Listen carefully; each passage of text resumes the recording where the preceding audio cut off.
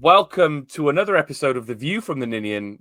This week we're calling View from the Win Again. 2 wins in 2 games this week. 2 big wins against Luton and Wimbledon. Ben Price is still recovering with his illness. He'll be back soon. But in his place, we're welcoming, you might have heard me mention him on the pod previously, our Las Vegas correspondent, Dai Richards. Dai, welcome to The View from the Ninian. How you doing? I'm good. How are you guys? All right? Yeah, good, thank you. Thanks for joining us. Tom, how are you? Very well, thank you very much. So we've got Las Vegas, Melbourne, and the UK represented here on the podcast. Tom, what time is it with you? 6 p.m. with me. Dai, what time is it with you? Well, the Luton game's just finished. Yeah, so how's things 1 a.m. in the past? 1 a.m. We won. We did good. Class. Who was your man of the match? Trot, I think. Yeah, he was pretty good. That's what I thought as well. Tom, as a future resident, what did you think, man of the match? I think Trot as well, but I had a few drinks in the middle of the day yesterday, so I had to rewatch the game again today because I had no clue what had gone on. But yeah, Trot. I rewatched the game because it was 4:30 in the morning, and I told Ben before that my 2-year-old came into the room at 4:45. I was like watching it with one eye open. But yeah, win's a win. Well, look, we've got all parts of the world represented here on the podcast. We've got 2 games to talk about, going back to Wimbledon, which feels like a lifetime ago last Tuesday. I mean, the only place to start really, Dai, is the first couple of minutes and that Stonewall penalty that wasn't given. Joel Colwell bursted through. He skived down. That's the only way I can describe it. And the referee just waved it away. I mean, how wrong was that referee? I don't understand if fouls mean the same in League One than they do in the Championship. I just don't understand. Even the game yesterday, I was like, what constitutes a foul and a free kick? And because it's all different. I don't understand. Yeah, it was, if his leg was straight, he would have snapped his leg. Yeah. In all honesty, I think he would have been close to a red card if it was somewhere else. And I don't get it. I don't understand how that was not a penalty. Also, the car. I don't know which stream you watched, Tom, but the commentator saying Isaac Davis's name wrong the whole time was mind-blowingly numb. So yeah, anyway, yeah, penalty, definitely a penalty. I mean, we could talk. I have no idea how the commentator was saying the Isaac Davis name, but I heard a lot of people going on about it. Tom, Dai's got a point there, hasn't he? The refereeing so far has been not up to scratch, but the Wimbledon game and that penalty in particular was so blatant, wasn't it? Yeah, it was so blatant because you could tell by the way he went down. His body almost jolted backwards. Like you could tell it's not a dive. Like he's hacked him and it's properly caught him. And it's a really, really nasty one. He was a dirty player. He was at the all game for Wimbledon. And yeah, we've been on the wrong end of some really bad officiating. It's been consistent, but it's been consistently woeful. Yeah. So we asked for consistency, so we're halfway there.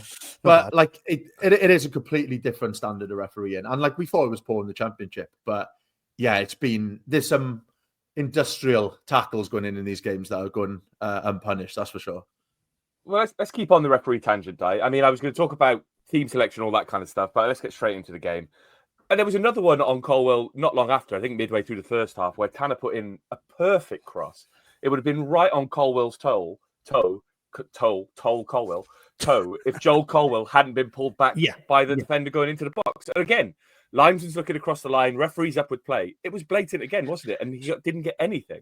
Well, yeah, he played advantage for that. But again, in the last minute, 2-on-1, and he doesn't play advantage to a 2. Did he ever bet on 1-0? I don't understand what was going on. Honestly, it was just like Tom said, it's just consistently poor. So it's difficult for them, I'd imagine, to keep that mindset of not getting frustrated with the refs and stuff. It's just super poor for what the quality of the football was. And then, Tom, there was another one on Salic where he got a header off in the box, but he was clearly being manhandled by the defender. I mean, that's a penalty these days, isn't it? But for whatever reason, the referee just didn't give it. And it's been the same in other games as well. I think Salic has had a bit of a tough time of it. I think you can work on the first couple of minutes of these games if the referee is going to be giving like the petty fouls for little pulls and things like that. But every game he's been manhandled. His shirt is nearly coming off his head. Like they've got proper hold of him and he's not getting anything given. And you can see in Salah's face in these games that he's getting more and more annoyed at it as well. Yeah. Like he's definitely going to get a penalty sooner rather than later, I think, when a referee actually pulls someone up on it. But at the moment, he's getting nothing from these officials. And yeah, I'd be frustrated if I was him, because it's just the difference between him getting on the end of a ball and not at the moment. And we'd have a couple more goals for sure if referees were penalising people as they should be. Dai, let's talk about the first half. I mean, I was in the ground and I was absolutely amazed at how good the football we were playing. I think I've never seen a Cardiff City side pass the ball like that. You've got defenders bursting into space like that. But at the same time, there are times where we don't necessarily put a cross in or don't make a clear-cut chance. Obviously, we're playing good football. We were talking about this off air before we came on. So it's a chance for you to kind of air your views on this. Does it worry you that sometimes we just don't make those clear-cut chances? Or are you just more concerned about how well we're playing? I feel like this pod is going to be unbalanced towards positive because I'm on Tom's side of the fence. I just think for once it feels like I can finally trust the manager and the plan that he has in place, and it feels like there's a plan in place. There's a bunch of people you go on Twitter after kickoff and it's look how good we play. Look at us playing good football. Look at us, which is great for one, to people who are actually enjoying football again. But also there's recycling with purpose is what they're doing, rather than I'd say the last 3 years, for argument's sake. If we went backwards, it's because we didn't have a threat or we didn't have a clue as to what was going on. And the fun thing about the audio from the game yesterday in particular, was you could hear everything Baron Murphy was saying. Like you could hear him clear as day. So it was the same at Wimbledon. And you see that there's a plan. You see there's a press. There's a real focus as to when they're going to move the ball, when they're going to move it quickly into space. So sometimes, and I think it's going to click. I still don't think we've got out of second gear, in all honesty. I really don't think the plan's clicking yet. And what? He was in charge when? June, July? Yeah, it was quite late on in the summer. 50 days, 60, whatever it is. Like, that's nothing. Do you mean that's absolutely nothing? And he's got a bunch of ball boys basically playing for him, and they're kicking ass. Like and I think it I see why it worries people. It doesn't worry me. I think there's going to come a game. I think we're going to absolutely twat someone. and I don't mean 3. It's going to be 7-0 against somebody, because we're not going to play many good teams as good as Luton on paper away from home. Yeah. And with the first, and same with Wimbledon. I think they'll be top half. I think they were good. They were a handful. And, it barely looked like we were trying that hard. It looked like that kind of movement and the way that we pass the ball about is standard. That's level now. That's zero, and God, we haven't had that for so long. No, Tom, I mean, we'll talk about the Wimbledon game more directly, but I was watching the Luton game yesterday, and there's moments where Ronan Capaccio, who's 18, 19, he's faced up with 3 Luton players, and instead of clipping the ball down the line, which is what the obvious pass should be, he's cutting inside and finding space and making a gap for himself and running into it. I can't remember the last time I saw a natural kind of, a 27, 28-year-old footballer who's been playing that long do something like that, let alone an 18, 19-year-old kid. And that's what BBM's doing, isn't he? He's giving these players that confidence. Exactly that. They've got the license to kind of express themselves a little bit. And that's what we're seeing. We've got young, fearless players who have been told to go out there and just do what they can do. And Capaccio has got bags and bags of talent. He's a player that probably won't be around us for too long, I reckon. I think the more he plays, the more eyeballs are on him. He'll be playing at a really, really high level very, very quickly. And I think we've just got to enjoy him while he's here, because he is so good to watch. It's been a while since we've had a young talent like that, especially in that position as well. To be that young and that good, in what is a very, very difficult position to play, especially in League One. Yeah, he's been outstanding. And I think he'll have a couple more goals before the end of the season as well, because he gets into some really, really good areas. And yeah, he's an absolute pleasure to watch. Let's go back to the Wimbledon game, Dai. Let's talk about the one blot in the copybook on the Wimbledon game, which was the Ollie Tanner injury. I've got my thoughts on it. What are your thoughts? Did he need to do what he did? I think he's one of these ones. He's a player that since we signed him, I remember thinking, I like the look of this kid. Like, he's raw. He's hungry. He wants to be loved by. He's a lad. Do you mean he wants to be loved by a bunch? He wants the adulation. You know what I mean? And you can see he's bought into it. He was, effectively crap against Port Vale. Not his effort, not his will to try, but the end product was really poor. and it's been much better since then from everybody. I think, what did Paul say on Twitter, that the ball was loose from Wintle, which there is a few. He's been fantastic, but there is definitely a few balls that you go, you can do better than that. Yeah, you need to do that. There's a reason why you're not playing in the championship, is probably because of that final ball, every other 3 balls. So no, he probably didn't need to, but it just shows how they've bought into, everything that's going on in the club right now, that fight, that like you see them cheering each other for winning a tackle, for winning a header, for whatever. And I think he's just, he's just in on it, and you got to give it, fair play. He doesn't like an advertising board, does he? But No. so I think he's a young, fit guy. You'd hope that he'd heal fast. I think he'll be able to learn, or be chomping at the bit, and he come back hopefully at a time where we'll go, oh fuck, I forgot about him. Like he's going to come back and hit the ground running, pun not intended. So yeah, probably not, but I don't blame him. I don't blame him going for it. Tom, it could have been a lot worse, couldn't it, for him? 4 months feels like a bit of a result, considering how bad it looked. I mean, it happened right in front of us. He clattered into the board. He couldn't bend his leg for the first minute or so, and they had to really kind of put a splint around it. It looked really bad. 4 months, we could effectively have him back by January. And at that point, as Dai says, it's like a new signing, isn't it? Yeah, it could have been a lot worse. And I think, it's not like a tricky ligament one or anything like that. It's one that he just needs to rest, heal up, and then come back. And like going on to whether he should have done it or not, you don't want to be taking that away from players like that. You want them to be diving in and chasing down lost causes. And I think it's a dangerous game when you tell players not to do stuff like that. So I think it's definitely the right thing for him to do. It's just a really, really unfortunate one. And it looked innocuous at first. And then the more you watched it, you're like, oh yeah, he's hit that with some force there. But yeah, I'm gutted for him, because he was clearly going to get game time. He's been in and out of the team quite a bit. He's had a few other injuries. He's had some form problems as well. But you could see he was crucial to the plans. And it felt like this was going to be his season where he'd kick on. He's got quite a lot of games under his belt now as well.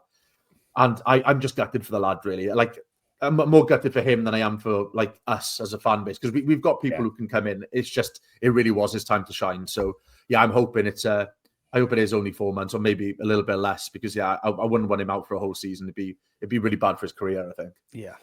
No, I mean, the way he was holding his knee, it looked to me like it could have been an ACL, because like you see it when players hold the back of their knee and it's like, oh, there's something gone in there. But I think it's almost like a blessing that it is just, there is some ligament damage, I believe, but it's mainly a break that's the problem, because breaks can heal quite quickly. Was it a break or was it a fracture? Fracture break. I never really know what the difference is. You can have a crack, a fracture, a stress line fracture, whatever it is. He's done something to one of his bones. Yeah, it's not great. But they're easier to heal than, say, a ligament or a tendon injury, because they kind of heal quite cleanly. Let's talk about the second half of the Wimbledon game, Dai.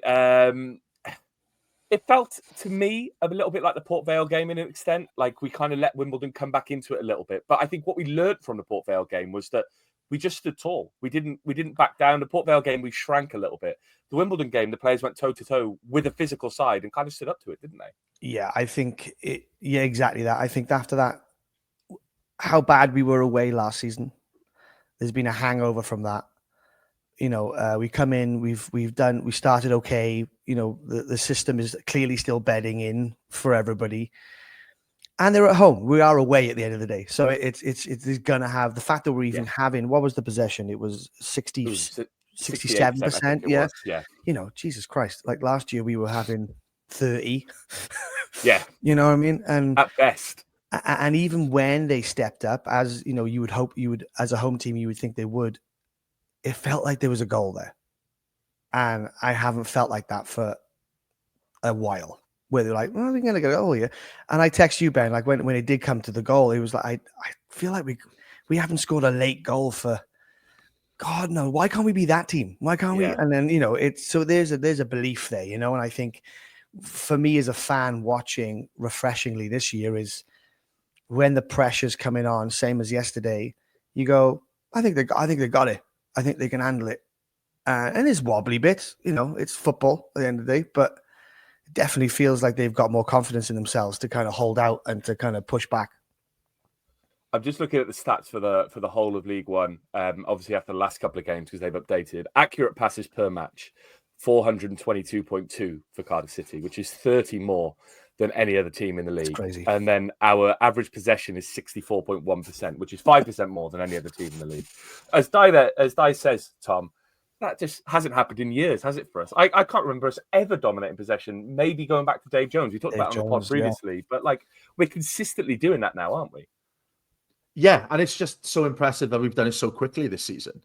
It's like we've hit the ground running from start, and it's both home and away. It's not like we parked the bus away from home and then we're comfortable at home doing it in front of our own crowd. We're doing it everywhere, and we're not scared to have the ball. And I think that's the exciting thing, especially with a young team as well. It'd be quite easy to just like kind of fit into a system, let the other team have it, and try and catch them on the break or stay in games. But we're just taking it to teams, and we're benefiting from it. And I think that Wimbledon game, even if the goal didn't come late on, I think I would have left watching that game thinking that was a decent game to watch. There was plenty of positives there. We played quite well, and I wouldn't have been gutted with a point. But to get that late winner, like I think that's the best I felt after watching a game for a long time. Actually, like the relief and and even the save after the goal as well by Trott, which was huge. Oh my God, like an amazing save just to keep the 3 points. I think there was just those little moments, and especially for me because I'm then off to work.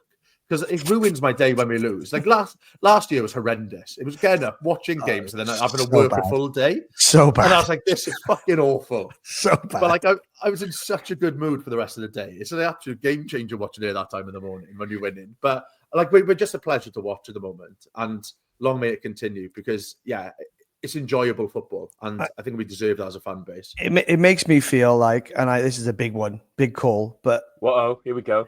Big call. I think old Bazza. I think he's a generational manager. I hope he's a generational manager. It's one of those ones where I think he sees, and I know that people will already be like January. Colwell's going, but if he can convince them, if he can talk them into, I think he sat Ruben down and gone, "This is your team.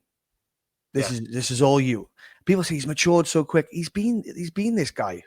We just haven't had a good enough manager to see it, or to give him the space to go on in, fella.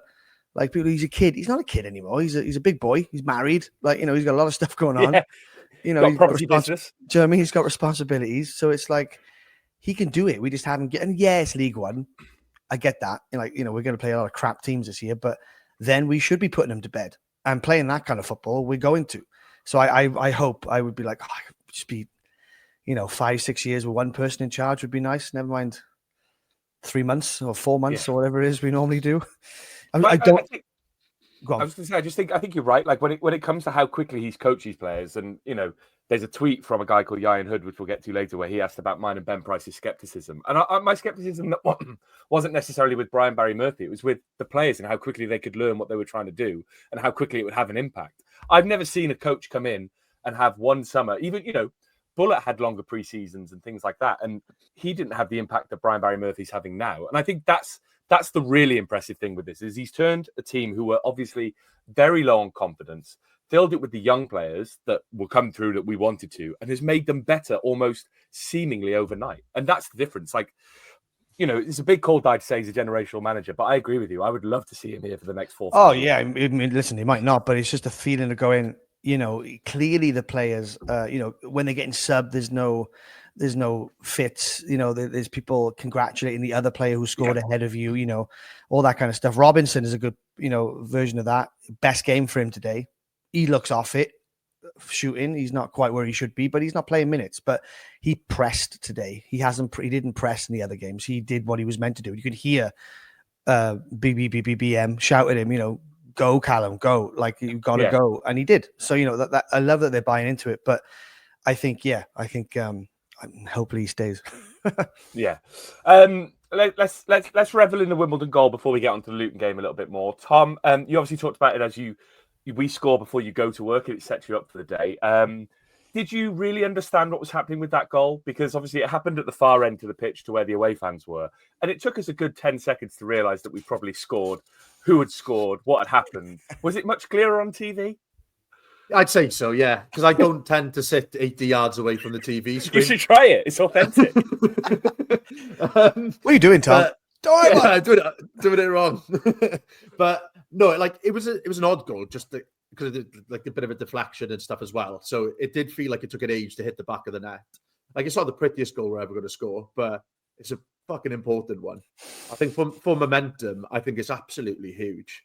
And I think we did deserve it. I think Wimbledon gave us far too much respect in that first half. I think I'd be a little bit frustrated if I was their fans. I think they showed us far too much respect. They stood off us and they let us come into that game. Second half, they were a lot better. But we played some good stuff, and I think we deserved a little bit of luck at the end there, because there'll be games this year where we probably play slightly better than I'm not getting anything from it. But like, I thought we were pretty good from start to finish. And for it to be Isaac Davis as well, even if he meant it or not, like, I think he looked quite confused by the goal himself, didn't he? Didn't really know what to do. I think he always looks confused, Isaac Davis, to be honest. He's got that kind of look about him. He doesn't really know what's going on. But I think Vardy's boy, isn't he? Come on, it's fine. Like, I think he's not quite as sharp as he once was. It feels like he's lost a little bit of his pace. I don't know at the moment. I don't know if he's feeling himself back into it. So I think it's a big thing for him to get a goal early in the season, just to kind of kickstart him, because we're going to see BBM like rotate this team, and we're going to see new players on the team sheet for weeks. I think he's not scared to do that. So Isaac Davis is going to be an important asset for us. So the more confident he is, the better. So yeah, massive goal for us at that stage of the season, and for him personally.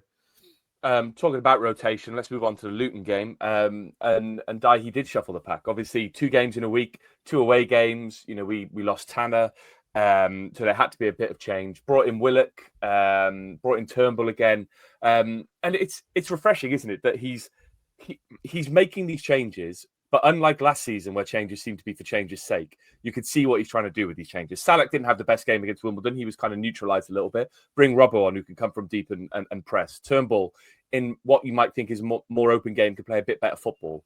It makes sense, doesn't it, what he's trying to do with the team, Dai? Definitely. And I think you can see, again, the difference from last year, how what they do in training is so important, and how they train is reflected in who he picks.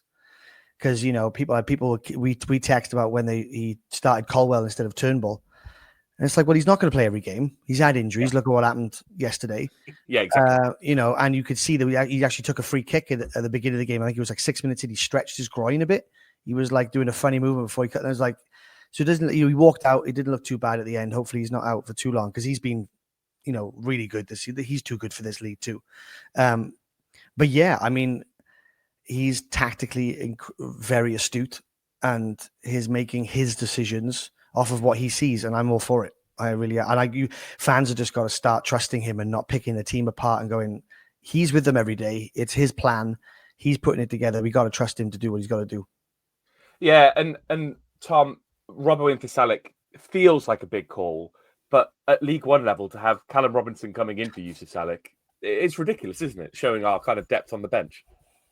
Yeah, like looking at our bench yesterday, some like big names on there. Like Perry and G, he's come back. Yeah, exactly, right? We've got options, mainly attacking options. We are still light defensively, don't get me wrong. But then you still have Callum Chambers coming off the bench. Like, you know, he as much as he's been, I don't know, off the boil with us, put it like politely at times, it's still a good play to come on with 20 minutes to show things up, right? And yeah, it's a fairly big call not starting Salek, but I wouldn't be surprised if he's straight back in for the Plymouth game then. Like, that's the Willock hinted at it in his like post match yesterday, that it's people are being picked on their merit from training, and I think that is a really, really good place to be, because then you can't afford to dip at any point. You know, you can't take liberties in training, and that's massive. Like, if you're playing intensity in your training sessions leading up to a game, then you're in a good place. So it's really good to see that.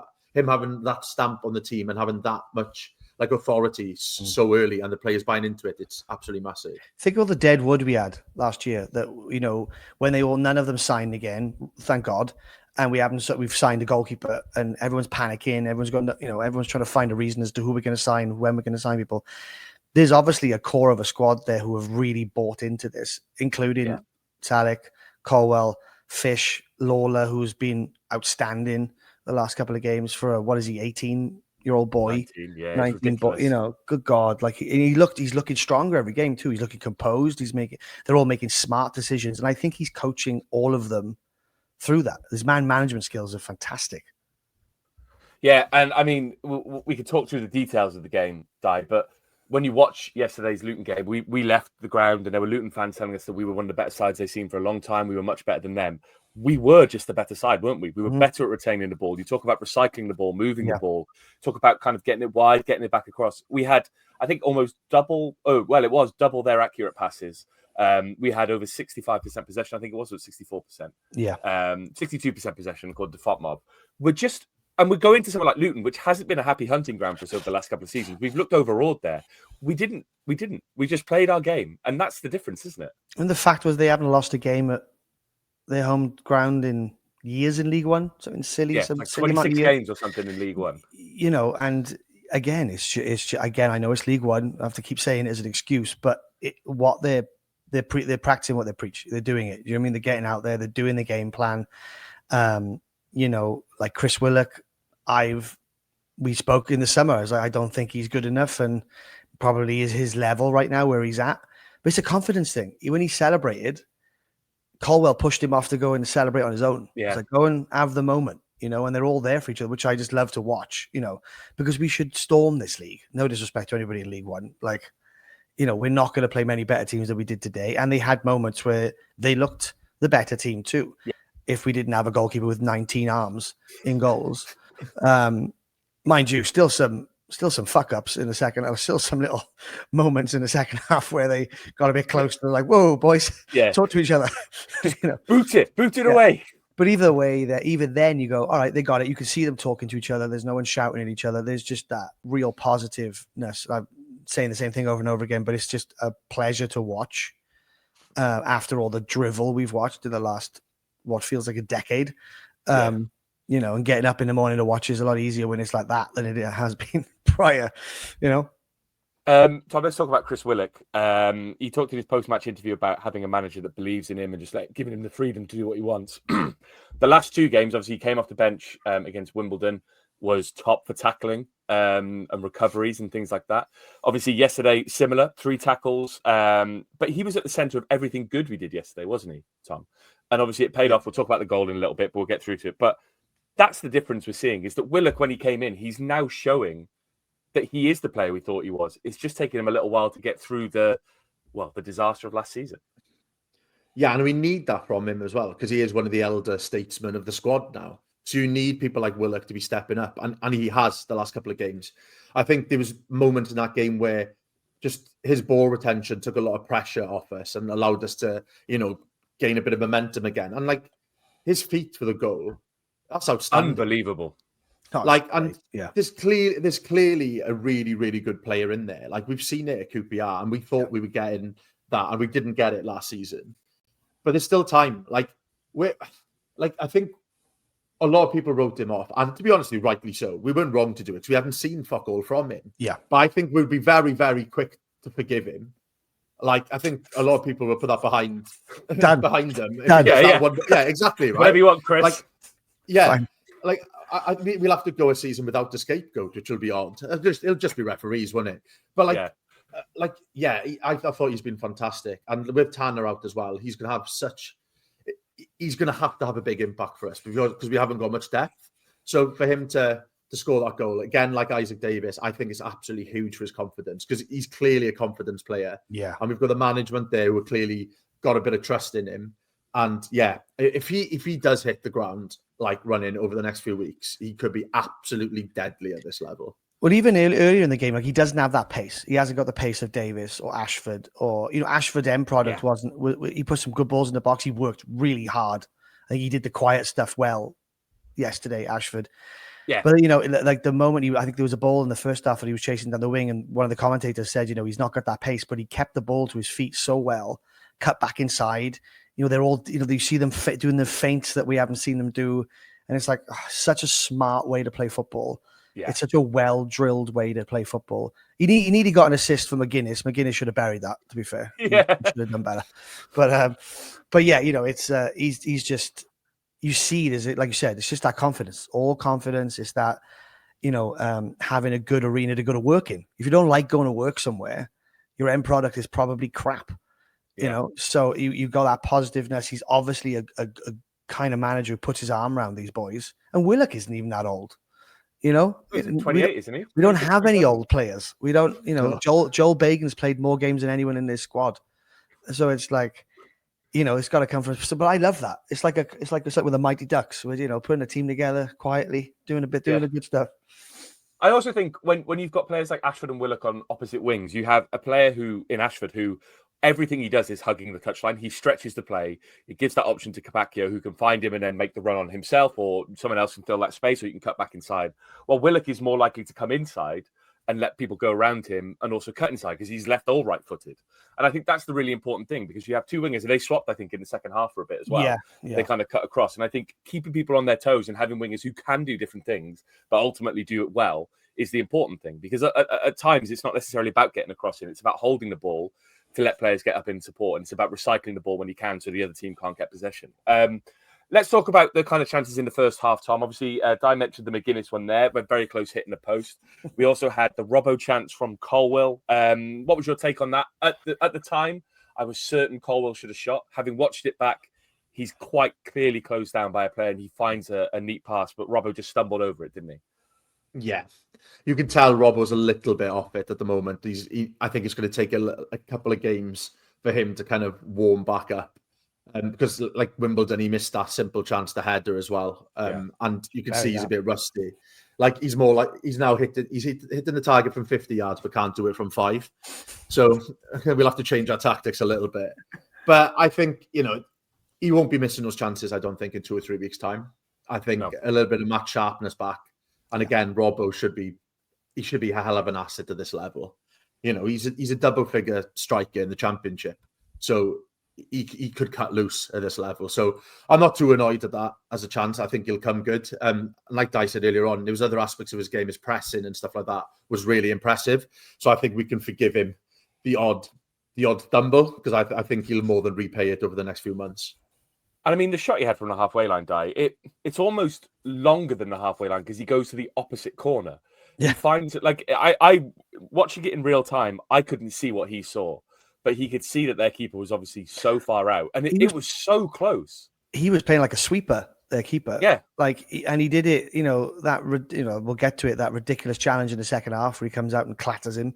Like it was like for once to also go, we've got a good keeper that doesn't look like they're going to do that. Yeah, you know, finally we've got a goalkeeper who looks like he knows what the fuck he's doing. No offense to Spaghetti Arms and Alnwick, but you know however you say his name. But you've been in America too long. Sorry, it has. It rubs off. It is what it is.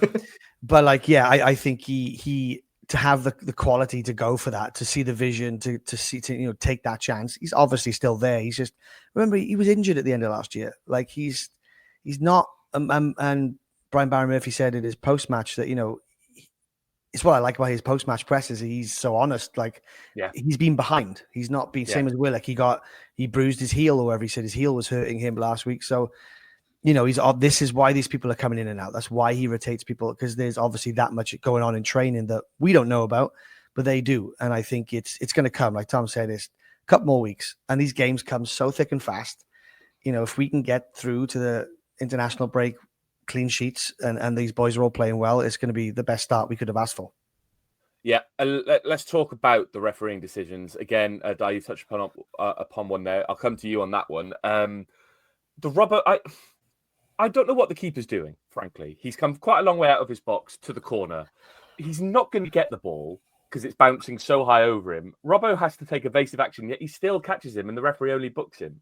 I think it could have been a red. I don't know what you thought of it. I mean, if it was 2 yards closer to the goal, it probably could have been a red. There was a couple of defenders around him too. So you could see one of the defenders was like, there's two of us. He's not the last man, which he wasn't, but it was more just dangerous. Yeah. Like, you know, he's come in and his head rocks back when he hits him. I don't know if he catches him with his hip, but I think painful. Yeah. His timing for most things in the game was not very good. Like the way he didn't know with the lob, he didn't know where his goal was. And I think he came out thinking he could punch it, and he completely just fucked it up. Like he just didn't do a good job. He was messy.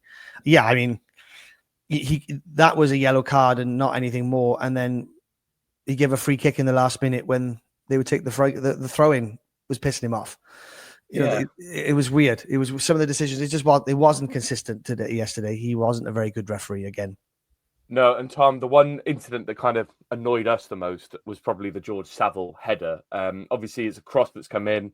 He's headed it clear and stayed down. The referees let the play run for 5-6 seconds. We've got the ball in the box. Then he calls it back. But then he gives the ball to their keeper. Now, I must admit, that rule is hazy to me.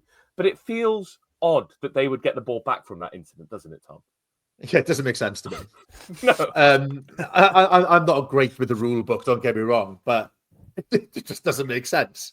And yeah, it hasn't cost us at the end of the day, but it's a real odd decision.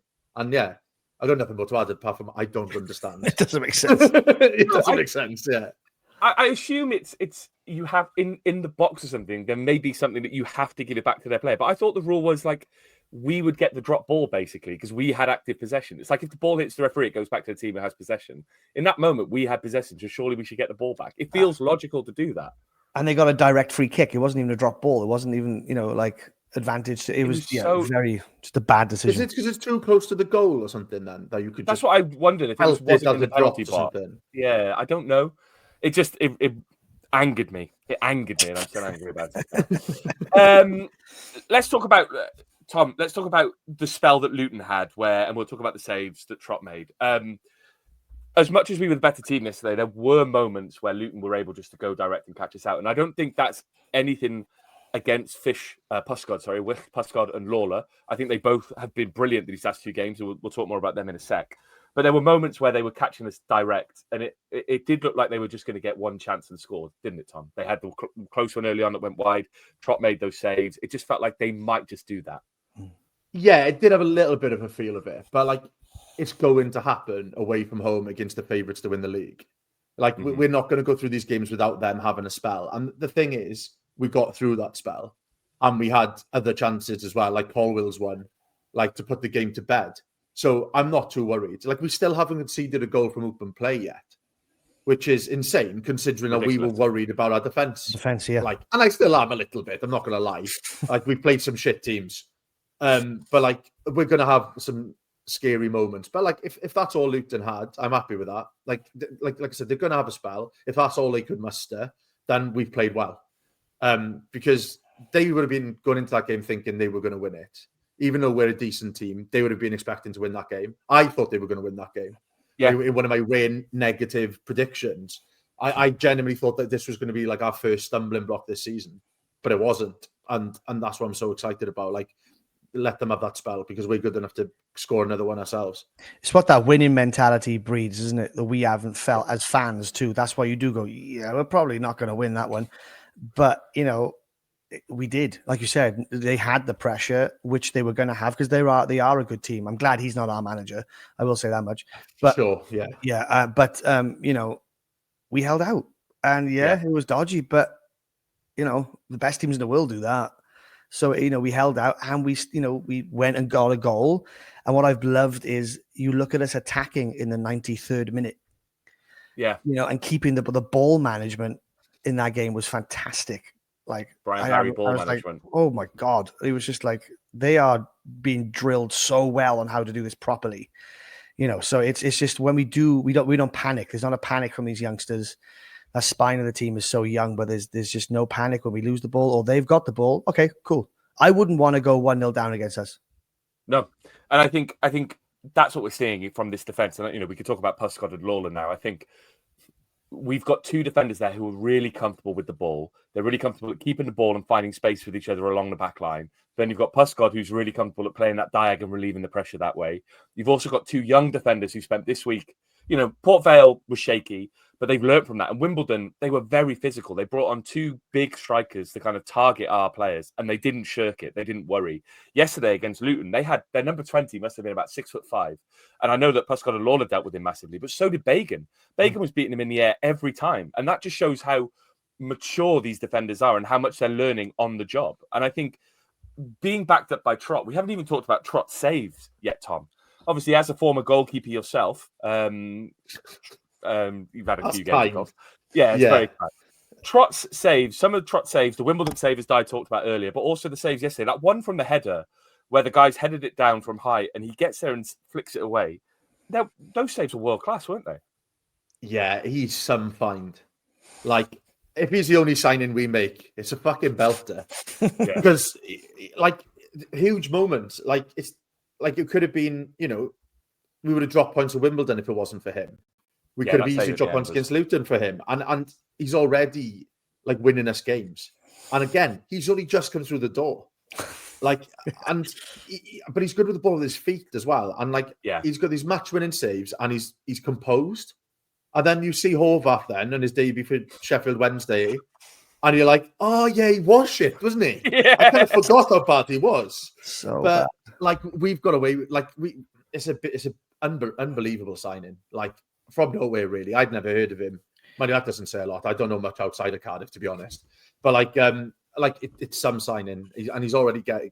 You know, we're top of the league, and it's down to him, really. Yeah. Let's talk about the goal, Dai. I'm amazed we've got this far without talking about Chris Willock's goal. Rumour has it that Mark McGuinness is still sliding. He's just been past Luton Airport Parkway. 10 million quid. Wow, we had their pants down. Yeah, I can't believe we sold him for £10 million. But that goal was... You can talk about the finish, but Willock started that move with him and Colwell down the left. They cut inside. The ball kind of spins out. Willock wins it back from a tackle. Mm-hmm. And then the kind of presence of mind to turn as he does and make that space. You could have just thrashed it, but he took 3 players out with a turn, rather than being Saville, who's still head spinning, I think, as well. Just a technically fantastic goal, wasn't it? Robson Kanu-esque, wasn't it, in the Euro? Yeah, it was the way he took those players out. But it's one of those ones where, you know, we know he likes going up the middle, Willock, but I'm not going to start him up the middle because I think Ruben Colwell's a better footballer. But, you know, those two swapped. Colwell will go out to the wing, give him the opportunity to come in and do what he did. And, you know, because it just sticks to him. And you can see the replay, there's a camera from behind the goal, and Rob is begging for it. But, you know, thank God he didn't give it to him, and he buried it because he probably would have skied it anyway. So, But no, it was just, the skill was great. It was, you know, for a guy who's, to say he's low on confidence is probably fair. So, you know, he's probably, but he hasn't double guessed himself. And again, that's got to be the manager who's told him, you know, go be free. Like he said in his presser afterwards, he's letting me kind of do what I want to do. And we saw that today. You know, we saw that. I mean, Colwell should have scored. I'm loath to criticise Colwell for that goal. But talking about the end, Tom, we talk about the ball management. There were moments where we were taking it into the corner. Isaac Davis, obviously, I mean, I've skipped over the moment I wanted to talk about. Isaac Davis is herring down the wing with the ball into space, and Brian Barry Murphy's running alongside him. He's kicking every ball, isn't he, BDM? Yeah. It's infectious, though, isn't it? That's what you want from a manager. There's been games where we've looked completely off it in the past, and we've got managers just sat on the bench doing nothing, and it doesn't give the right message. Like, even if they're not doing anything, standing up there on the touchline, making himself a bit of a presence, it matters. But the energy he brings into it, like, those young players must love it, right? Yeah. Because he is coaching them through every kick. Like you said, Dai, like, you can hear him doing it. And it's not just rubbish cliche stuff, like just saying, go on over and over again. Like, it's their plan. Yeah, it's their plan. There's planned stuff. Plans, yeah. And I think that's why I am excited, because we're winning games at the moment, and it's not by fluke.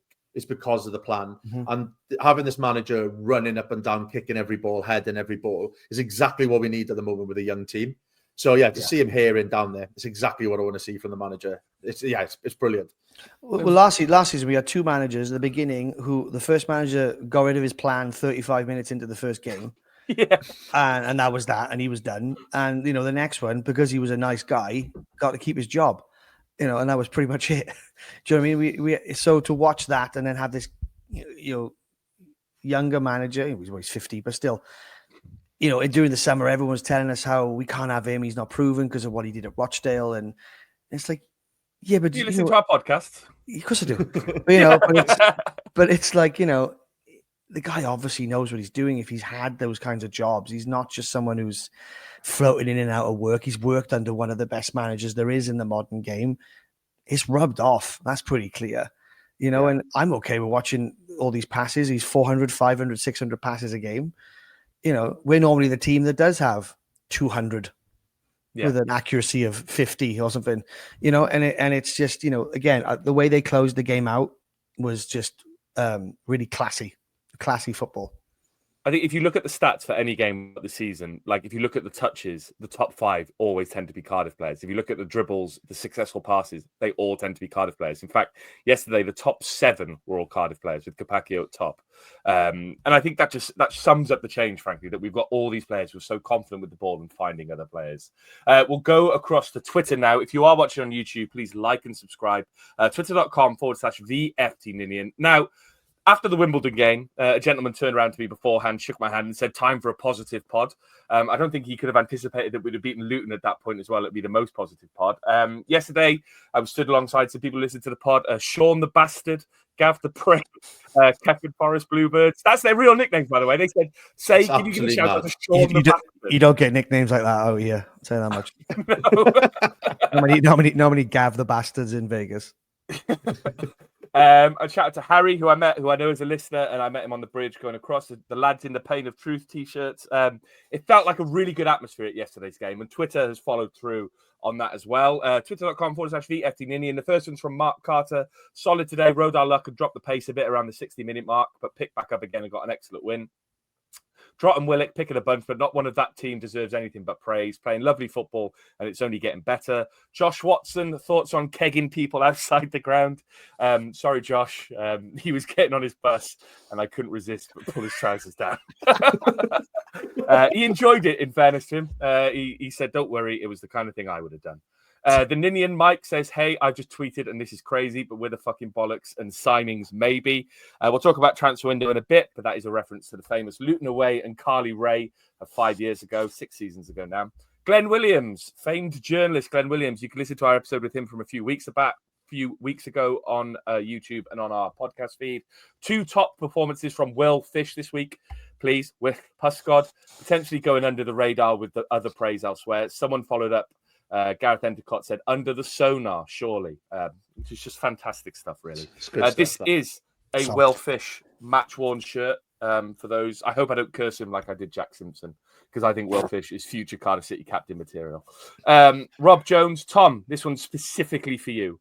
Good. Do you think Ruben is in with a shout of a Wales call-up, or will Bellamy go with his favourites of Ollie Cooper and his mate's boy, Charlie Savage?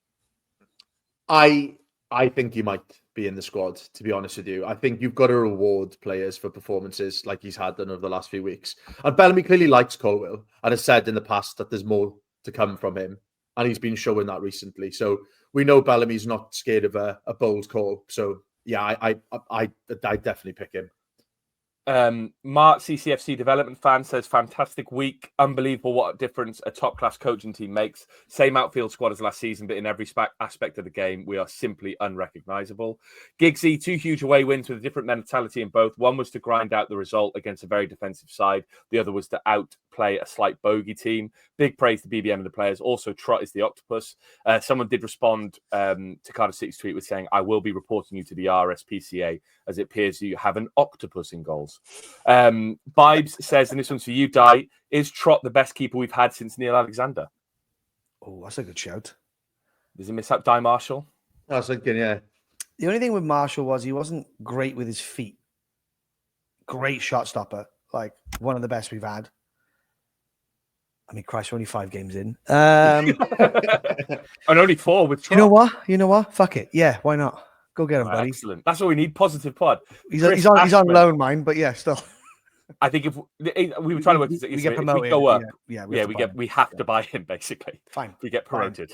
Buy him. Fine. Chris Ashman says delighted with the attitude and application, but road luck second half. Trott outstanding. Won't get away with that every time. Must put teams away. Rick Lewis says great to continue the undefeated streak, but with another potential long-term injury, this time to Dai Turnbull. I worry that the squad is far too lightweight, but Tam won't do anything about it because of our good form and lofty league position. Talk about transfers shortly. Bluebird John says mega result against Luton. Whoever doubted Willock? Oliver Rees. I've said it before and I'll say it again. Chris fucking Willock. Evil Welsh G says I've always liked that Chris Willock guy. Jesse Kaiser says, of course, at current moment, it's very hard for anyone to live up to Trott's performance, but how confident does his performance make you feel about any other potential incomes by the end of the window? Is BBM the right amount of picky? We'll get to these transfer questions shortly. MJCCFC, impressive enough how we started, but how much better can we be once our 2 strikers started getting... Oh, sorry, I read that completely wrong. Once our 2 strikers start getting in the goals, so much potential. It's true, isn't it, Tom? we've got two strikers there who could probably get 10, 15 goals each, and they haven't quite hit the ground running yet. But when they do, we're going to blow those teams away, as you said earlier. Yeah, like Dai said earlier, like we haven't got out of kind of like first or second gear yet. There's so much more to come from this team, and especially in that attacking department, because we have looked a little bit kind of shy in front of goal in some of the games, but like that's the only thing that's kind of missing from those performances now is just like up top. And I am looking forward to us absolutely tonking someone, and I don't think it's too far away, to be honest. No, it's nice that other people. We having different scorers. It's nice that there's games where we do have three scorers, and and Salah has one, but we're not relying on just him. Or Colwell stepped up when he's going to get I think he's going to get a hatful this season. I wouldn't be surprised if he's top goal scorer, if I'm honest. Well, it feels a bit like that Warnock season where everyone scored, but no one scored many. But it feels like we've got players who could score 10, 15, as well as players who could score 5 or 6 for the first time. Yeah. Sam Rees says, great result. Shame about Turnbull's injury. He seems to pick something up every other game. Matt Thomas, when will the bookies pay out on us winning the title? I reckon game 10. Gareth Dunning nailed it to the Mass Series contenders. Luke Gale, invincible season pending. God, people really are on the glue. Andrew Evans, fantastic result. A fantastic August. Time to be a negative knob. Wow. That's bringing us down to earth. Will we ever have a striker that will score freely? I fear neither Robinson nor Salek will reach double figures for the season. I just think one will go in off Robinson's arse, and that'll be the confidence boost he needs. Yeah, Salek has already got one, and I think he just needs to. I think he's getting bogged down a little bit in the physical stuff when he just needs to kind of move away from that. The Wimbledon game was a prime example. He kind of went chasing tackles when he just needs to focus on kind of getting into the box and getting on the end of balls. And we need to be better at putting crosses. I think he'll score more goals at home. I think so as well. I think when we've got a bit more control of the ball, where people aren't coming at us and we're going at them, I think he'll find a bit more space. I think away games, and mind you, these last two games have been on pretty small pitches. He's been crowded out, and he's not getting the fouls. He should have had 2 penalties already. So he's going to get his chance. I think if he can score 12 in 3-4 months in the Championship, we can expect him to do the same in League One. The Watts says 9-point week is beyond all expectations. The turnaround of this club since BBM took over is almost miraculous. Still a long way to go, but fuck me, it's good to feel optimistic about Cardiff for a change. Hugh Reese, was it Tan who had the final say on BBM? He's had so much shite, and rightly so, but BBM is doing just about everything right. Dare Tan get a tiny bit of credit? And that tweet is actually from Vincent Tan burner account. That's the at on that one. Matt CCFC, Willock has looked a different player last couple of games. Trot superb, really encouraging performance. Great to see us play with so much confidence on the ball, and we're only going to get better. Credit to BBM and his coaching staff. Early days, but shown so much promise. Daniel Price, only concern I have moving on is injuries and our lack of being able to deal with the long ball. Seems like every time they went long, they had a chance. Pascod's got a leap on him. He'll figure it out. Ash Pricey, this season is the first in a long time watching City and looking forward to matches. The last few years have always felt like a chore, but BBM has this team playing a lovely style that we've been crying out for. All aboard HMS Piss the League. Ella Espanola, Trot outstanding. Willock reborn. Add a few more and I don't sell any of the youngsters and I'll start feeling optimistic. Gigi the Bluebird, prediction time. Last season we had 44 points in the Championship. What date do you think will surpass that total? Tom, do some maths, quick. I really don't want to do maths. All right. When would it be? Just after Christmas? Does that make sense? Or is that too late? Feels like it makes sense. How many points? Yeah. How many points is it? 44. Yeah, I think probably Christmas. I like the invincible shout. I don't know. I don't feel like we're going to lose much. I don't think we're going to lose many. Not the whole way. No way. But I don't think we're going to lose many. I think yesterday's win meant we've surpassed last season's away wins total already this season, which was 2 in a week. Class, yeah, that's cool. Which is ridiculous. ONG CCFC says I need a tier of these images urgently. You've been trotted on by the Bluebirds, and it's a picture of naked Trot. You've just been shat on by a Bluebird, and it's a Bluebird. And then the last one is you've just been shagged by Die Hunt. Say me then. I was like, oh, calm down. Yeah. Was it you, Dan? Jesus.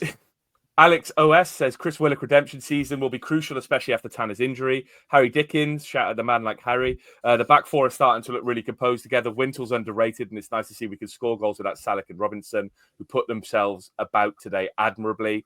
Just nice winning games again, innit? Matthew Hawkins, are we fun now? Tom, are we fun now? I think we are fun now. It's mad. Feels It's pretty fucking amazing. fun, doesn't it? Feels pretty Yeah, fucking fun, doesn't it? Yeah, like it is nice going into a game actually wanting to watch it and not doing it out of some blind sense of duty. Because I just got used to that. And it's not, this is what football is now. And it turns out it doesn't have to be, which is great. Perry's fan account says, who do you think is our most attractive player in the squad and who is our most attractive player of all time? Looking wise? Or... Yeah, I think looking wise. I'm Okay, going to go most attractive player in the current squad, Jesper Darland. And then I'm going to go most attractive player of all times. Shows I've got a type, Glenn Louvens. Louvens. I knew you were going to do it. I knew before they were going to be your two. You have got a type. I'm predictable. Because I'm predictable. Dai, who's the most attractive player of all time for you and in our squad at the moment?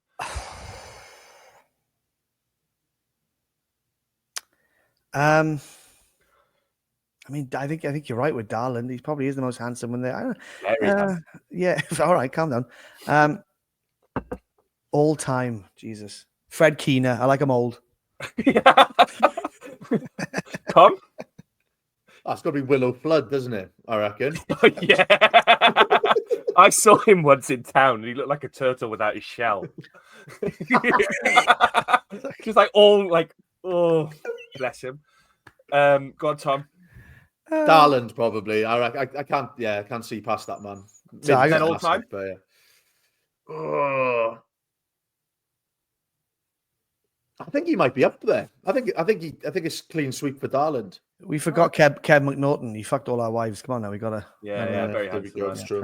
The song said it. McPhail was quite good looking as well. We've had a lot of handsome players. Oh, he was handsome. Yeah, he was. Maybe we could dedicate a whole pod to this. Amity says wingers taking throw-ins over fullbacks can only be described as utter woke nonsense.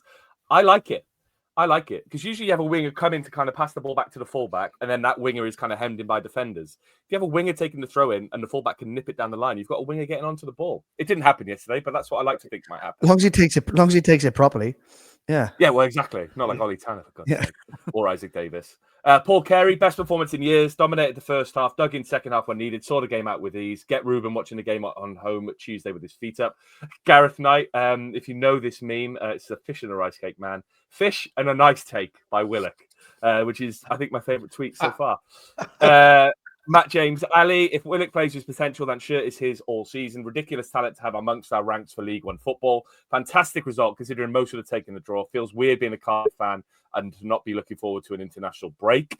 David Groves, BBM got us knocking around like Brazil, and Capaccio is going to be some player. Being top towards the end of the transfer window could really be key to any incomings.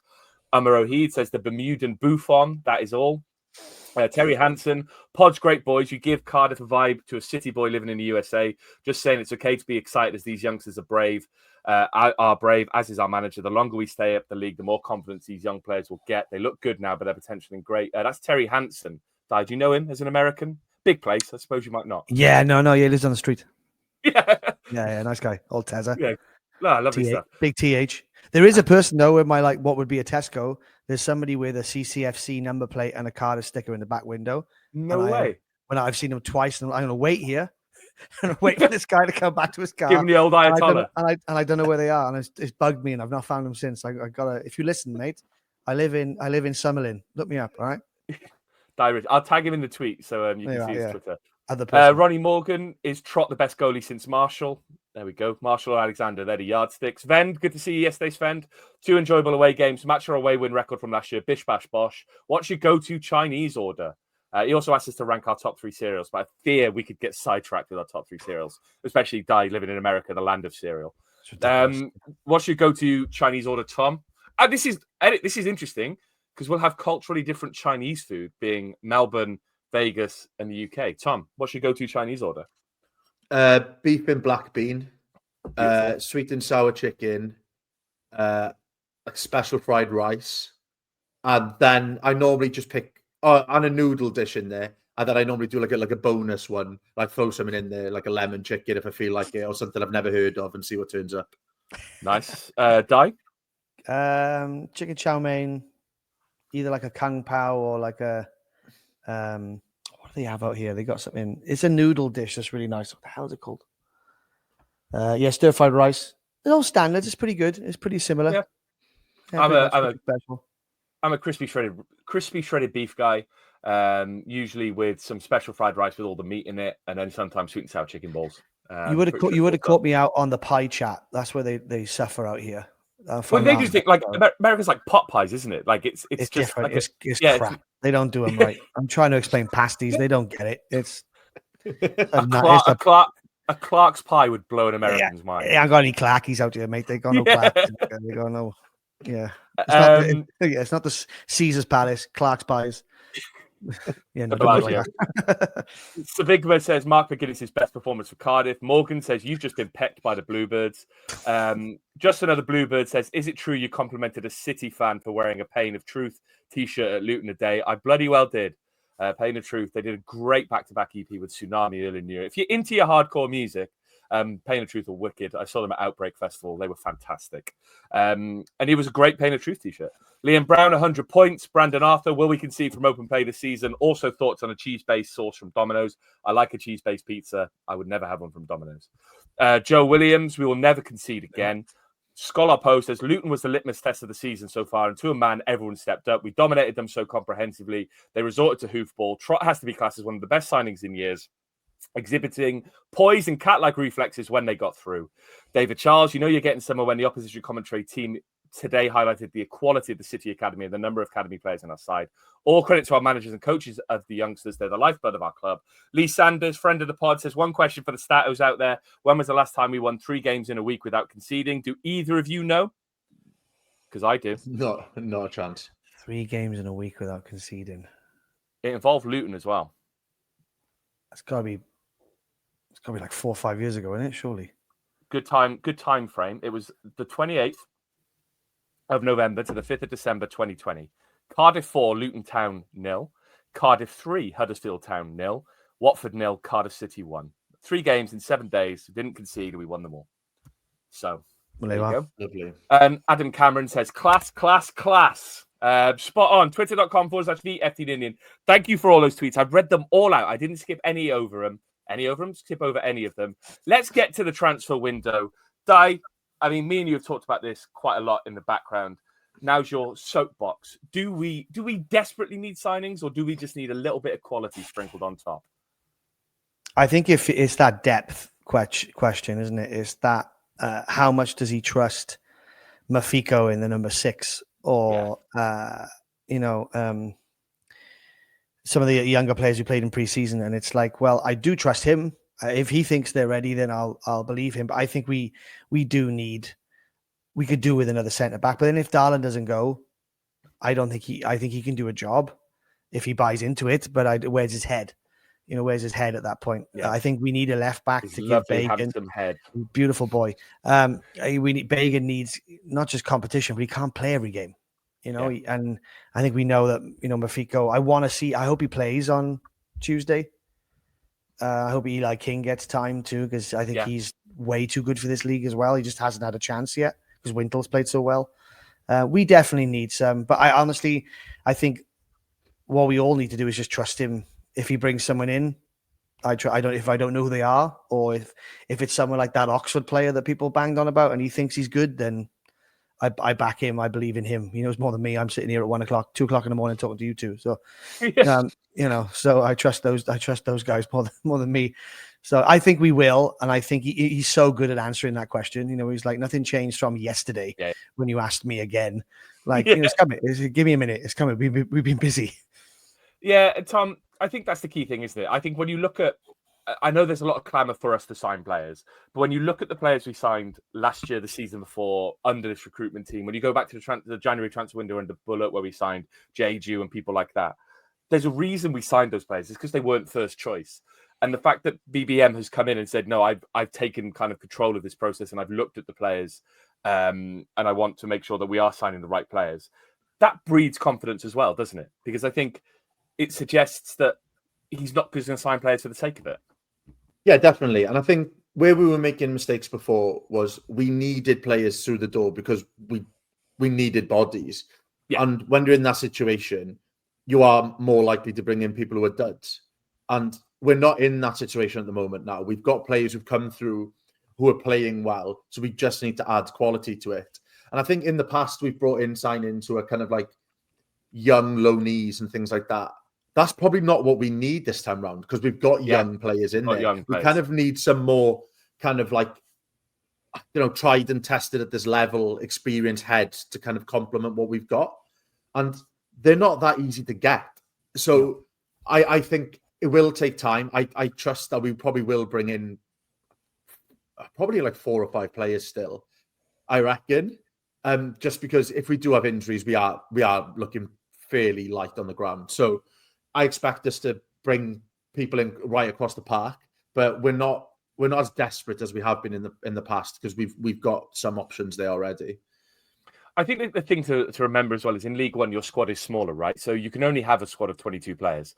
That doesn't include goalkeepers, because there's some mental rule in this division that you don't include goalkeepers in your registered squad. Obviously, there are the homegrown rules and everything else that go along with that. So to have a squad of 22 players, that's small. And it already feels like I think Glenn pointed it out on Twitter, like if you do sign 4 or 5 players, then you're pushing those younger players down the pecking order a little bit further. You're then giving people less game time. You may be disrupting the first team, because you're going to if you sign a lone player, do they need to play a certain number of games, whatever it may be. So I'm supportive of that picky approach. I think we do need to be pickier now than we ever have been, because we've still got Alex Robinson to come back in. We've still got Perry Ng to come back in. If Dai Turnbull's injured, then that probably bumps Eli King up a little bit, Joel Cole up again. So then you need Robertson to potentially come in and cover that as well. Then if Dai Turnbull comes back in, you have to move players around again. So I think we're already playing a bit of Tetris with the squad we have already. So I wouldn't want to sign players for the sake of it, but I do think we need a sprinkling of that quality. I think you're right. A left back, we definitely need a winger now that Tanner's going to be injured. I wouldn't mind us signing another centre half and potentially another striker. I don't know if we sign a young striker to back us up or whatever it may be, but just another option up front would be, I think, appreciated. He mentioned the other day, the only time he ever mentioned kind of someone who can play multiple positions. Yeah. He said, if they can play wing, they can play both wings. So there's obviously someone he wanted anyway, which I'm sure is going on. I think it's going to be loans. There's a reason for it. Premier League season started later. They keep hold of those youngsters for the first couple of games, make sure no one gets injured, and then we start seeing them go out. And us being top is going to be the best thing that we could ask for going into the end of the transfer to the window, because if we were Plymouth I'm surprised they signed that boy from Port Vale, if I'm honest. Why he would go there over whatever, up to you. But, I think it's hard to convince players to come down to League One anyway, and it's going to be easier that we're top, hopefully, if we continue to stay top. It's that combo of BBM and being top, isn't it? It's like somebody who's going to trust the youth. And I think, Tom, that's why we've been linked back with Bianchieri, isn't it? The Man United striker who we sold on. And I think he'd be the perfect signing, right? If we can bring him in 20, 25 games from him, he's a different option to Salek and Robinson in the sense that he seems like more of a poacher. Again, I'm limited in my knowledge of him. But he would be a really good backup for those two, wouldn't he? Definitely. And it just fits into that kind of like squad feel that we've got, right? And he does, and he knows the area. Like he'll know the players once he's 19 years old. He'll know people like Capacchio and Lawler. Exactly, right. He's been well setups and stuff for them. So it's not completely new to him. And it allows him to kind of jump in like a lot quicker. It should take him less to get up to speed. So, which I don't think can be overlooked, because the games come thick and fast, and you need someone, if they're coming in, to be in and around that squad straight away. And I think he'd be the perfect complement to what we've already got. And he's the type of player who would be happy playing 20 games a season, because he's played no senior football pretty much so far. So any sort of run out he'll get, he'll be happy. So I think that's good for like the balance in the squad, because we've already got people there who will be like Robinson, who will be expecting to play all the time. So you don't need another one coming in and sulking that they're not getting game time, and he's not going to be that. So yeah, I'm really excited if that does come off, because I think it's the ideal one for us.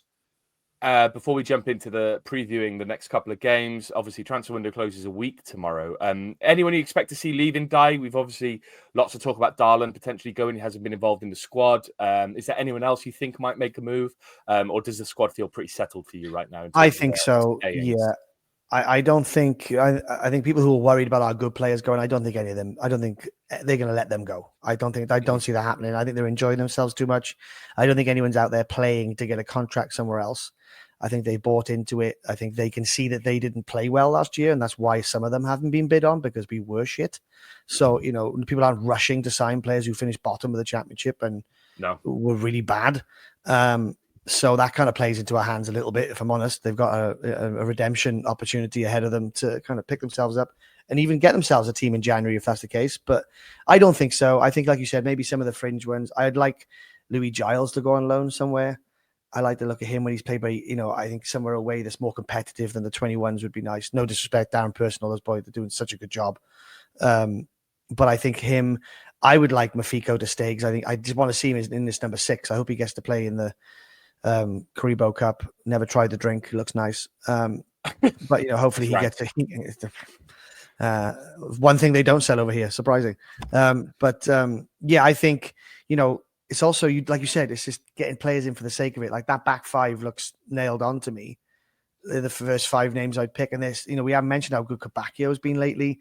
He looks like he looks like a man now in the last 5 games. Like so controlled over the ball. He's playing like 9 positions. He's playing winger. He's in the 6-yard box ahead of everyone else. They're all such a good players. I love that he's just giving them an opportunity. So anyone he brings in, I trust him to bring in the player that he wants and that will fit into that plan. And that's all that matters, if I'm honest. Tom, do you agree? Yeah, completely. Nodding. Yeah, definitely. That's absolutely bang on. It's just exciting that we've got these players there, these young players. Like I'm now sat here looking forward to the Cardiff Cup because I know that we've got young players who will be really wanting minutes. Chomping. And we're taking it seriously as well. We're putting strong teams out, like shuffled about, but strong teams. And yeah, it's just exciting to see all those players and look at them looking so settled so quickly. And I mentioned that we were playing again, and like my partner's like, "What you play again?" Like it feels as constantly Cardiff games. And last year that would have been a chore. Now I can't wait to set. I've already set my alarm for Wednesday morning to watch the game. Like so, I can't wait. Yeah, let's talk about the Carabao Cup game. Obviously, Cheltenham coming to town on Tuesday. Tom, what time is that for you? I think it'll be 4:45 a.m. for me. Dai, what time is it for you?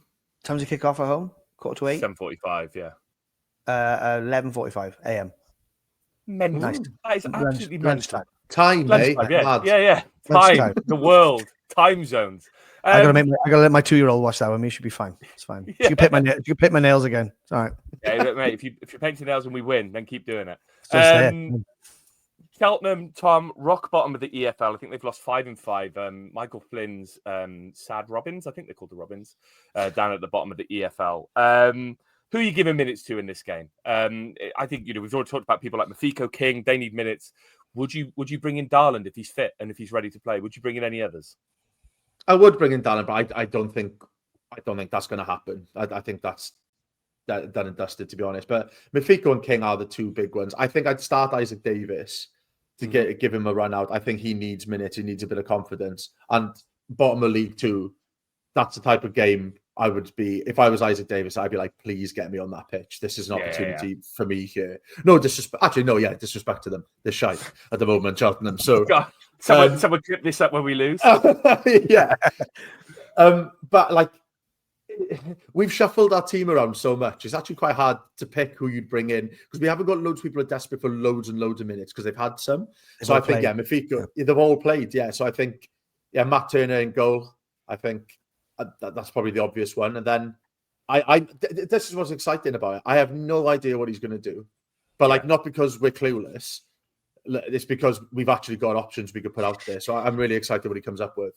It's interesting, like what you feel before, like people like Pierce would come up from the 21s. He's been banging them in for the 21s. I wouldn't mind him having to go, but I don't know if he'll do that because I think he's creating this winning mentality with this group of players. Yeah. And to just win every game. And then if you get a draw away from or whatever it is, then it's less of an issue. But I think, Turner in goals. I'd like to see some of the youngsters. I wonder if he could do it. Davis loves playing up top on his own. He talks about him as a striker, so maybe he gets a chance to play up front on his own. But yeah, I think that would be it. I'd be interested to see if he plays Robinson again to see if he can get a few.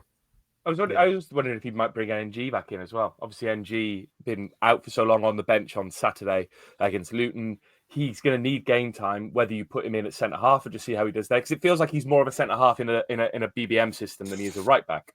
But then I don't know. NG could adapt. We don't know. It's just he feels like he's behind the times a little bit with his training. We need to call Lawler Chips, so we got fish and chips in the back. There you are. Fish and chips. Can't break them up. Puscott and Chip. Tom, we talked about getting a run together in the Carabao. How exciting would it be? Because obviously the big teams come in at the 3rd round. If we get through this, who would you like to see in the next round? Oh, just one of the massive clubs. Like Jenny, I think that's the one thing that we could add to this kind of good feeling around the club at the moment. If we're riding a wave of like this winning mentality, keep winning games, and then we can pack like a home tie against a massive club would be like a huge for us. And it's still regionalized, right? Yeah. It's Up until into the the next round, I believe. Yeah. Yeah, like someone like a Chelsea or something like that. I think that would be brilliant. Like I think it's just what we need at the moment. The Jacks aren't in our. I just hope we don't get Swansea or I don't Wrexham want that, no. or crap. Give us another 20 games and then we'll take on anyone. But I just don't want to play them right now. Yeah, someone in the Premier League that'll send their kids down and we can try and get further. And then looking ahead to next weekend, Dai, Plymouth at home, Saturday 12:30 kickoff again. So that'll be. Let me work out. That'll be late night for you, won't it? 4:30. Yeah. 4:30 in the morning for you. Late in the evening for you, Tom. Plymouth not had a great season. They have won yesterday. Shout out to Aaron Hocking, getting their first win of the season. They've just signed up Tojaj. I can never say his name, from Port Vale. We should have too much for them, shouldn't we, at home? It's one of those ones where you don't want to go, let's batter them, because they've been pretty shit so far this year. They've had the start that I think people were worried we were going to have. Yeah. And that we had last year. But I just think, he'll have his game plan that he goes about it. And I think if they're not on it, I think we'll be too good for them. We should be too good for them. Do you agree? Yeah, I think it might be cagey. I don't think we're going to blow them away. I think it's a game we're going to need a bit of patience, I think, because they bring in a hell of a lot of fans. They'll be well up for it as well. They've got a bit of a point to prove at the moment. I do expect it to be difficult. We should beat them, but I don't know. I think I've got a sneaky feeling it might be a tense draw. But I think this just... In Ben Price's absence, you've become the negative one. I'm not negative. I'm so... I'm not negative. I'm so worried about getting carried away that I'm trying to ground myself a little bit. Because there's a massive part of me screaming, we'll do them 4-0. But I've already disrespected Cheltenham, and I think that's going to come back and bite me in the ass. So I'd rather that one bite you on the arse than the league, to be honest. I'd rather beat Plymouth and not worry about that one. But it's one of those ones because they were in our league. Yeah, they were in our league, and they finished above us. And it's one of those ones where we used to be like, we're not going to do well against these, are we? Like we were, yesterday was. Same with Luton, though. I kind of thought that I had an image in the back of my head, like they're going to stuff it, or they're going to, it's going to be the day that we lose 3-4-0. But it wasn't. So come on, Tom, stick with it, bud. Stay the course. I changed my mind. Actually, we're going to win. Good man. Yeah, there we go. Yeah. I think we win as well. I think if I'm being completely honest in my confidence, I think we beat Cheltenham, we beat Plymouth, and then we go into the international break, and then it settles down a little bit. But I just think we're on a bit of a roll at the moment. I think BBM's got the players working. He's slotting players in and out. If Turnbull's injured, Cobble will come back in. We'll have King coming in off the bench. Robertson could be back. Things are looking good. We might sign players this week. We might have a new winger to put into the squad for Saturday as well. So I'm just excited about the whole thing, and I think I want to keep that good feeling going. So I'm going to go 2 wins this week. Dai, what are you going with? 2 wins. Tom? Yeah, go on, 2 wins. Yeah, go on. We've grounded him down. Ben's going to be furious. When Ben Price is back, we're going to need some extra pessimism from him. There was a tweet from the Iron Hood that I referenced earlier that I didn't talk about. I'm going to let Ben come back so we can talk about that tweet. As I said earlier, Ben's had some good news on the health front. He should be back in the coming weeks, months. So shout out to Ben Price. We still love to have the guy around because he's a pessimistic soul that bounces off Tom Phillips, and that's what we want. But Dai, you've admirably filled in this week. How have you enjoyed it? Good, love it. Appreciate it. It's only taken 15 years. Well, we got there in the end. Listen, I haven't done the podcast consistently in that. Very true. Years. I said I wrote a blog a very long time ago, Tom, at the very beginning of this podcast when it was a website. So it's been a long. Right. I did one, got sacked, came back round, and I got the job again. It's come full circle. And I, it's been nice to have you on. We've been talking a lot over the summer, as I've said on the podcast previously. He is our Las Vegas correspondent, and it's great for people to put a face to a name that is kind of mysterious. But Dai, thank you so much for coming on. It's been a pleasure having you here. Thank you, Tom. Thank you as always. It's great having you around. You're a good man. Thanks, mate. I'm trying to catch you a little bit off guard. Thank you to everyone who's listened this week.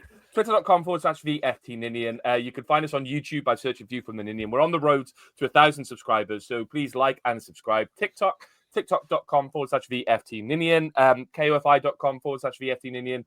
for all your money that you want to give us. And that's it.